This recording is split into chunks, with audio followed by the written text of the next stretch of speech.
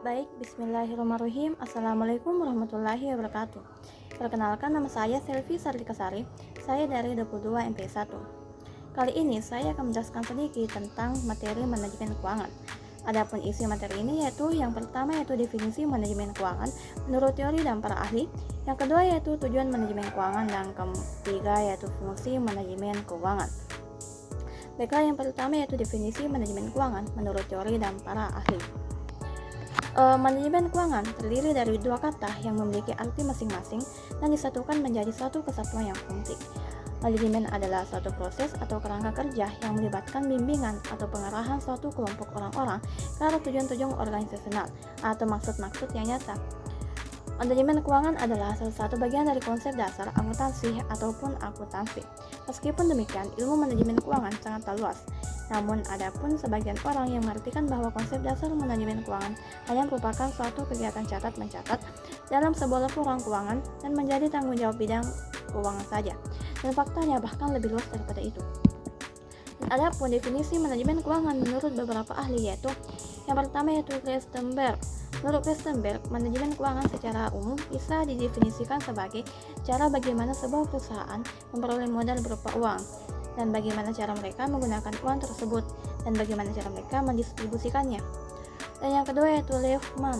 Menurut Lehman, manajemen keuangan adalah upaya menyediakan dana dan menyediakan dana yang ada untuk memperoleh aktiva.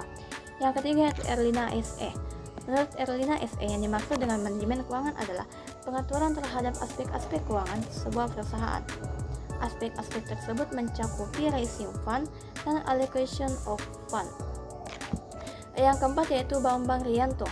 Manajemen keuangan merupakan suatu aktivitas yang dilakukan oleh perusahaan yang berkaitan dengan upaya untuk memperoleh uang yang dibutuhkan dengan biaya serendah mungkin, syarat-syarat yang membawa keuntungan maksimal, serta memanfaatkan dana tersebut dengan cara yang paling efisien. Dan yang kelima yaitu Brigham dan Howson. Berdasarkan buku yang ditulis oleh Brigham and Howson dan diterjemahkan oleh Dodo H. and Herman W., manajemen keuangan adalah bidang yang paling luas dengan kesempatan karir terbesar dalam bidang keuangan. Adapun yang kedua yaitu tujuan manajemen keuangan. Tujuan manajemen keuangan ialah untuk memaksimalkan nilai perusahaan. Tujuan perusahaan ialah memaksimalkan kesejahteraan pemilik perusahaan. Kesejahteraan pemegang saham ditunjukkan melalui harga pasar suatu perusahaan yang dimaksud refleksi dari keputusan investasi, perdanaan, serta aktiva manajemen. Kesuksesan keputusan suatu bisnis yang dinilai berdasarkan dampak yang ditimbulkan terhadap harga saham. Dalam manajemen bisnis perusahaan terdapat beberapa individu yang dikelompokkan lagi menjadi 3 kelompok, yaitu yang pertama yaitu kelompok manajemen atau operasional manajemen, atau tingkat pelaksana ialah meliputi para supervisor. Yang kedua yaitu kelompok manajemen menengah, yaitu meliputi kepala departemen, manajemen divisi, dan manajer cabang. Yang ketiga yaitu manajemen eksekutif atau disebut juga manajemen puncak eksekutif, yaitu ialah sebagai petanggung jawab atau fungsi-fungsi. Yang ketiga yaitu fungsi manajemen keuangan. Manajemen keuangan ialah manajemen terhadap fungsi-fungsi keuangan. Sedangkan fungsi keuangan merupakan kegiatan utama yang harus dilakukan oleh mereka yang bertanggung jawab dalam bidang tertentu. Fungsi manajemen keuangan merupakan penggunaan dana dan menempatkan dana. Manajemen keuangan atau financial management yaitu segala aktivitas perusahaan yang berhubungan dengan bagaimana perusahaan memperoleh dana, menggunakan dana, serta mengelola aset sesuai dengan tujuan perusahaan serta menyeluruh. Manajer keuangan juga harus mempunyai fungsi yang jelas. Jangan sampai manajer keuangan tidak mempunyai fungsi yang jelas dan hanya berdiri sendiri saja. Ada beberapa fungsi manajer keuangan. Yang pertama yaitu planning. Planning adalah merencanakan. Perencanaan keuangan dalam perusahaan sangatlah penting. Perencanaan keuangan meliputi pengatur uang kas, menghitung rugi laba, dan merencanakan arus kas. Yang kedua yaitu budgeting. Budgeting merupakan suatu kegiatan mengalokasikan dana untuk semua keperluan perusahaan.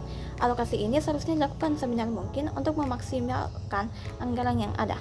Yang ketiga yaitu controlling. Controlling adalah melakukan pengontrolan atau evaluasi terhadap uang yang sedang berjalan. Evaluasi dilakukan untuk memperbaiki sistem keuangan perusahaan dan perusahaan dapat bertahan. Yang keempat yaitu auditing. Auditing adalah proses pemeriksaan keuangan. Pemeriksaan keuangan perusahaan sesuai kaidah akuntansi akan menghindari terjadinya penyelewengan dan penyimpangan dana perusahaan. Yang kelima yaitu reporting. Reporting adalah melaporkan keuangan. Melaporkan keuangan perusahaan harus dilaksanakan secara terbuka dan transparan di semua kalangan perusahaan. Laporan ini berguna untuk memberikan informasi keadaan keuangan perusahaan. Baiklah, itu saja yang sempat sampaikan. Semoga bermanfaat bagi kita semua. Wassalamualaikum warahmatullahi wabarakatuh.